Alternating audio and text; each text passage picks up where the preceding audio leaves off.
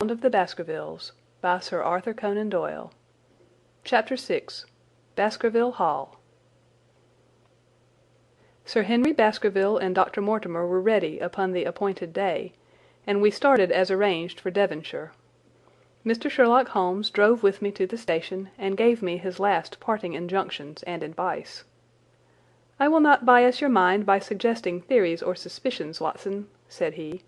"I wish you simply to report facts in the fullest possible manner to me, and you can leave me to do the theorizing." "What sort of facts?" I asked.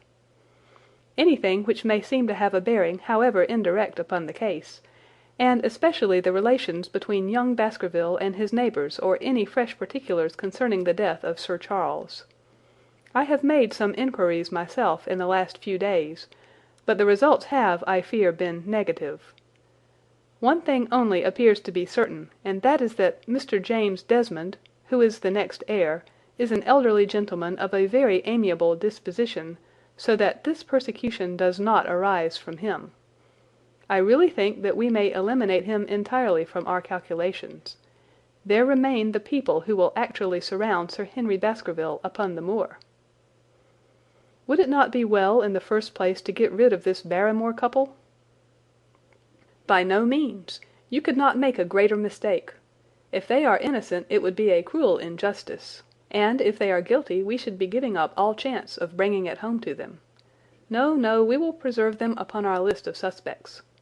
Then there is a groom at the Hall, if I remember right. There are 2 moorland farmers. There is our friend Dr. Mortimer, whom I believe to be entirely honest, and there is his wife, of whom we know nothing. There is this naturalist, Stapleton, and there is his sister, who is said to be a young lady of attractions. There is Mr. Frankland of Lafter Hall, who is also an unknown factor, and there are 1 or 2 other neighbours. These are the folk who must be your very special study." "I will do my best." "You have arms, I suppose?" "Yes, I thought it as well to take them." "Most certainly. Keep your revolver near you night and day, and never relax your precautions." Our friends had already secured a first-class carriage and were waiting for us upon the platform. "No, we have no news of any kind," said Dr. Mortimer in answer to my friend's questions.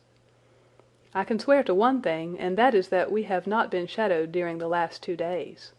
We have never gone out without keeping a sharp watch, and no one could have escaped our notice." "You have always kept together, I presume?" "Except yesterday afternoon. I usually give up one day to pure amusement when I come to town, so I spent it at the museum of the College of Surgeons." "And I went to look at the folk in the park," said Baskerville. "But we had no trouble of any kind." "It was imprudent all the same," said Holmes, shaking his head and looking very grave. "I beg, Sir Henry, that you will not go about alone. Some great misfortune will befall you if you do. Did you get your other boot?" "No, sir, it is gone forever." "Indeed, that is very interesting. Well, good-bye," he added, as the train began to glide down the platform. "Bear in mind, Sir Henry, one of the phrases in that queer old legend which Dr. Mortimer has read to us, and avoid the moor in those hours of darkness when the powers of evil are exalted."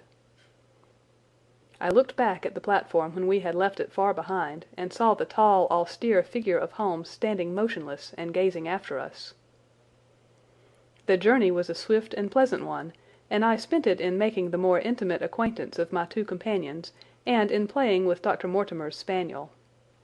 In a very few hours the brown earth had become ruddy, the brick had changed to granite, and red cows grazed in well-hedged fields where the lush grasses and more luxuriant vegetation spoke of a richer if a damper climate. Young Baskerville stared eagerly out of the window, and cried aloud with delight as he recognized the familiar features of the Devon scenery. "I've been over a good part of the world since I left it, Dr. Watson," said he, "but I have never seen a place to compare with it." "I never saw a Devonshire man who did not swear by his county," I remarked. "It depends upon the breed of men quite as much as on the county," said Dr. Mortimer. "A glance at our friend here reveals the rounded head of the Celt, which carries inside it the Celtic enthusiasm and power of attachment. Poor Sir Charles's head was of a very rare type, half Gaelic, half Ivernian in its characteristics. But you were very young when you last saw Baskerville Hall, were you not?" "I was a boy in my teens at the time of my father's death, and I had never seen the Hall, for he lived in a little cottage on the south coast. Thence I went straight to a friend in America. I tell you it is all as new to me as it is to Dr. Watson, and I'm as keen as possible to see the moor." "Are you? Then your wish is easily granted, for there is your first sight of the moor," said Dr. Mortimer, pointing out of the carriage window. Over the green squares of the fields and the low curve of a wood there rose in the distance a grey, melancholy hill, with a strange, jagged summit, dim and vague in the distance, like some fantastic landscape in a dream. Baskerville sat for a long time, his eyes fixed upon it, and I read upon his eager face how much it meant to him, this first sight of that strange spot where the men of his blood had held sway so long and left their mark so deep.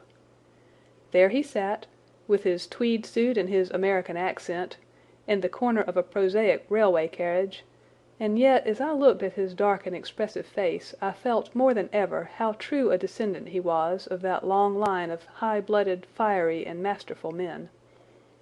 There were pride, valor, and strength in his thick brows, his sensitive nostrils, and his large hazel eyes. If on that forbidding moor a difficult and dangerous quest should lie before us, this was at least a comrade for whom one might venture to take a risk with the certainty that he would bravely share it. The train pulled up at a small wayside station, and we all descended. Outside, beyond the low white fence, a wagonette with a pair of cobs was waiting. Our coming was evidently a great event, for station-master and porters clustered round us to carry out our luggage. It was a sweet, simple country spot, but I was surprised to observe that by the gate there stood two soldierly men in dark uniforms, who leaned upon their short rifles and glanced keenly at us as we passed. The coachman, a hard-faced, gnarled little fellow, saluted Sir Henry Baskerville, and in a few minutes we were flying swiftly down the broad white road. Rolling pasture lands curved upward on either side of us, and old gabled houses peeped out from amid the thick green foliage, but behind the peaceful and sunlit countryside there rose ever, dark against the evening sky, the long gloomy curve of the moor, broken by the jagged and sinister hills. The wagonette swung round into a side road, and we curved upward through deep lanes worn by centuries of wheels, high banks on either side, heavy with dripping moss and fleshy hart's-tongue ferns. Bronzing bracken and mottled bramble gleamed in the light of the sinking sun. Still steadily rising, we passed over a narrow granite bridge, and skirted a noisy stream which gushed swiftly down, foaming and roaring, amid the grey boulders. Both road and stream wound up through a valley dense with scrub oak and fir.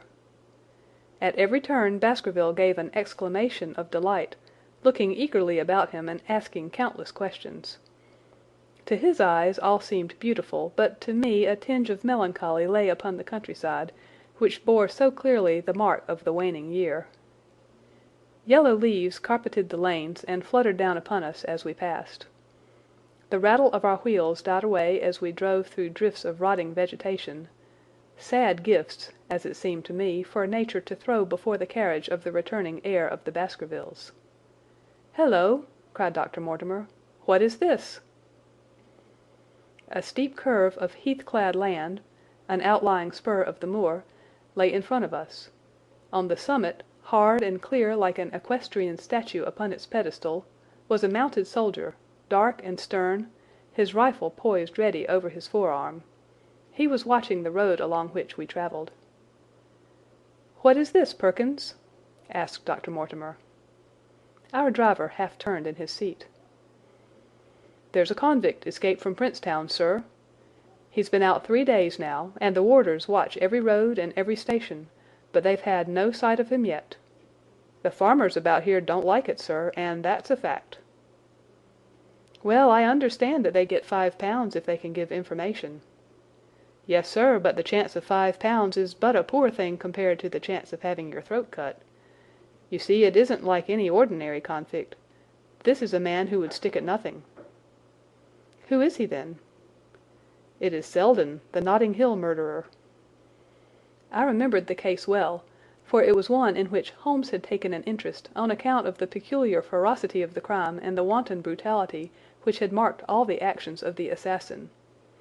The commutation of his death sentence had been due to some doubts as to his complete sanity, so atrocious was his conduct. Our wagonette had topped a rise, and in front of us rose the huge expanse of the moor, mottled with gnarled and craggy cairns and tors. A cold wind swept down from it and set us shivering. Somewhere there on that desolate plain was lurking this fiendish man, hiding in a burrow like a wild beast, his heart full of malignancy against the whole race which had cast him out. It needed but this to complete the grim suggestiveness of the barren waste, the chilling wind, and the darkling sky. Even Baskerville fell silent and pulled his overcoat more closely around him. We had left the fertile country behind and beneath us. We looked back on it now, the slanting rays of a low sun turning the streams to threads of gold, and glowing on the red earth new turned by the plough and the broad tangle of the woodlands. The road in front of us grew bleaker and wilder over huge russet and olive slopes, sprinkled with giant boulders. Now and then we passed a moorland cottage, walled and roofed with stone, with no creeper to break its harsh outline.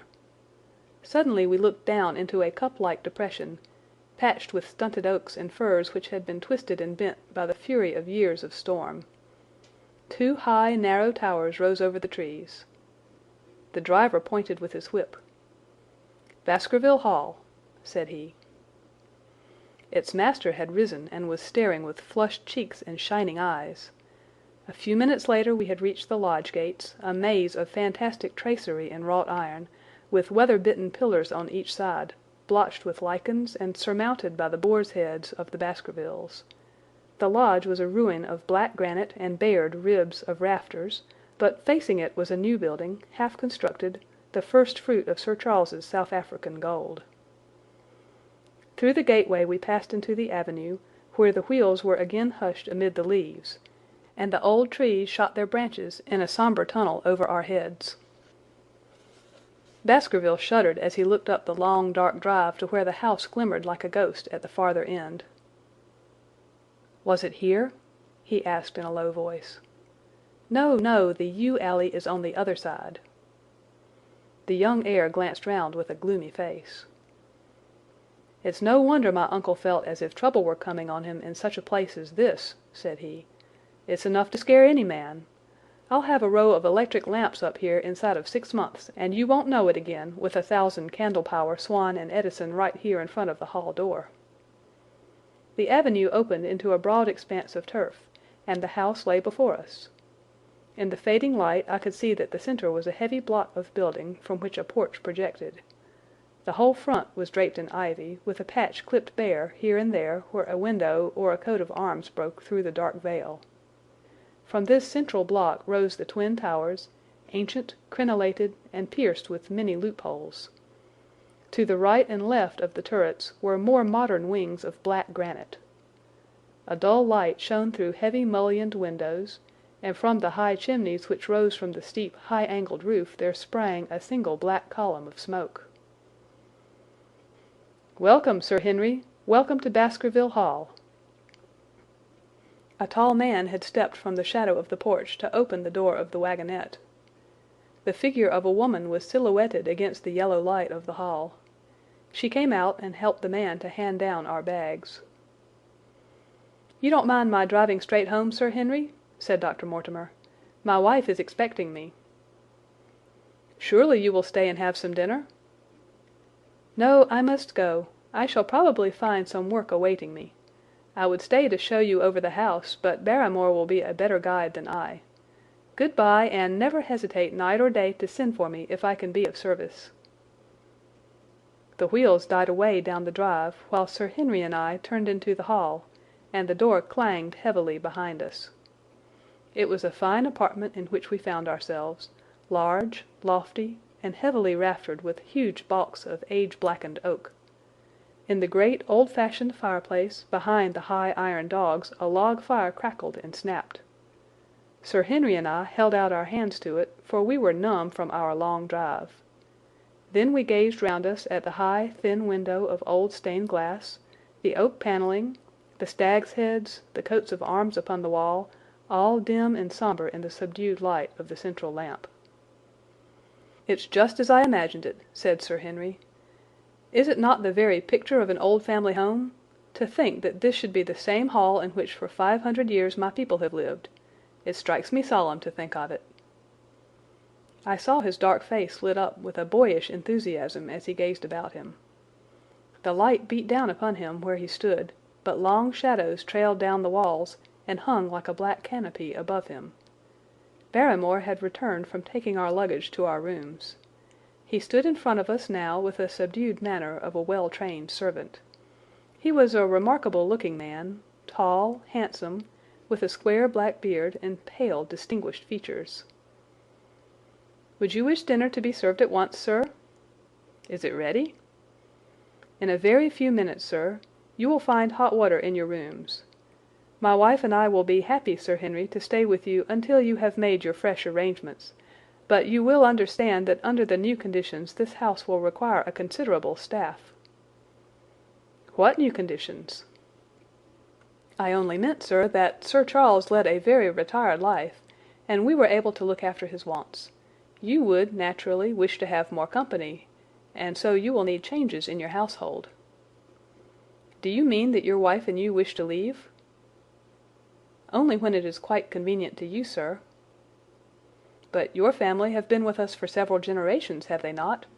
I should be sorry to begin my life here by breaking an old family connection." I seemed to discern some signs of emotion upon the butler's white face. "I feel that also, sir, and so does my wife. But to tell the truth, sir, we were both very much attached to Sir Charles, and his death gave us a shock and made these surroundings very painful to us. I fear that we shall never again be easy in our minds at Baskerville Hall."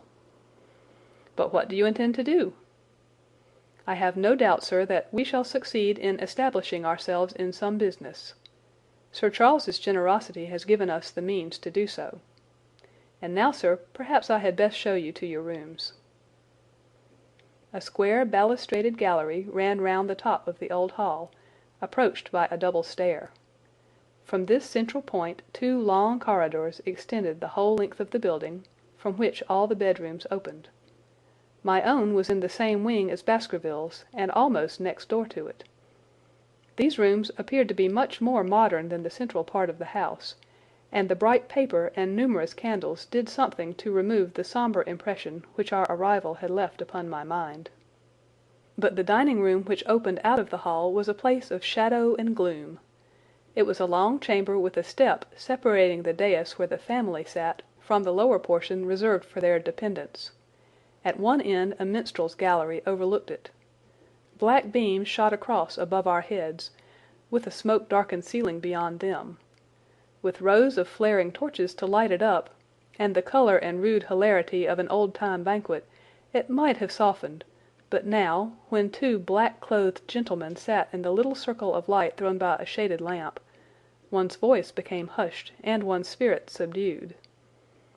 A dim line of ancestors in every variety of dress, from the Elizabethan knight to the buck of the Regency, stared down upon us and daunted us by their silent company. We talked little, and I, for one, was glad when the meal was over and we were able to retire into the modern billiard-room and smoke a cigarette. "My word, it isn't a very cheerful place," said Sir Henry. "I suppose one can tone down to it, but I feel a bit out of the picture at present. I don't wonder that my uncle got a little jumpy if he lived all alone in such a house as this. However, if it suits you, we will retire early tonight, and perhaps things may seem more cheerful in the morning." I drew aside my curtains before I went to bed, and looked out from my window. It opened upon the grassy space which lay in front of the hall door. Beyond, 2 copses of trees moaned and swung in a rising wind. A half-moon broke through the rifts of racing clouds. In its cold light I saw beyond the trees a broken fringe of rocks, and the long, low curve of the melancholy moor. I closed the curtain, feeling that my last impression was in keeping with the rest. And yet it was not quite the last. I found myself weary and yet wakeful, tossing restlessly from side to side, seeking for the sleep which would not come. Far away a chiming clock struck out the quarters of the hours, but otherwise a deathly silence lay upon the old house. And then suddenly, in the very dead of the night, there came a sound to my ears, clear, resonant, and unmistakable. It was the sob of a woman, the muffled, strangling gasp of one who is torn by an uncontrollable sorrow. I sat up in bed and listened intently. The noise could not have been far away, and was certainly in the house. For half an hour I waited with every nerve on the alert, but there came no other sound save the chiming clock and the rustle of the ivy on the wall. End of Chapter 6.